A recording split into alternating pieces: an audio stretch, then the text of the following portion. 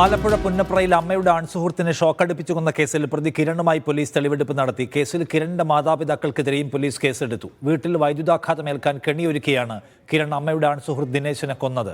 പ്രതിയും ദിനേശനുമായി നിരവധി തവണ തർക്കമുണ്ടായിരുന്നുവെന്ന് ജില്ലാ പോലീസ് മേധാവി മോഹനചന്ദ്രൻ പറഞ്ഞു.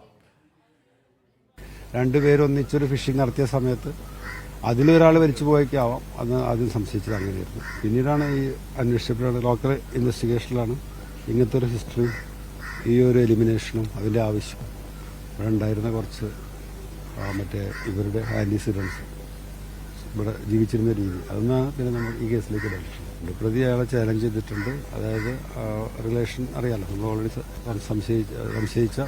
മനസ്സിലാക്കിയിരിക്കുന്ന ആ റിലേഷനിൽ അന്ന് വൈകുന്നേരം തന്നെയാണ് ജസ്റ്റ് ബിഫോർ ഡേ അവർ തമ്മിലൊരു ആൾട്ടറേഷൻ ആയിരുന്നു. ഷൈജു വിവരങ്ങളുമായി. ഷൈജു, തെളിവെടുപ്പ് നടപടികൾ എങ്ങനെ പുരോഗമിക്കുന്നു?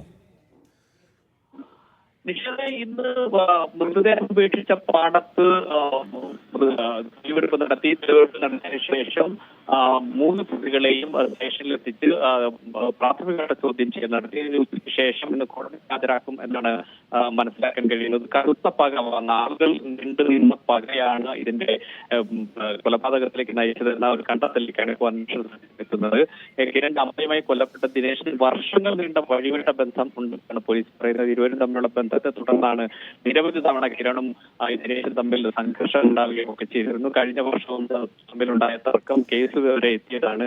പക്ഷേ ആസൂത്രിതമായി ഷോക്കടിപ്പിച്ച് കൊല്ലുകയാണ്. ഷോക്കടിപ്പിക്കാൻ ഉപയോഗിച്ച കമ്പിവടികൾ കണ്ടെത്തുക എന്നതിന് വേണ്ടിയായിരുന്നു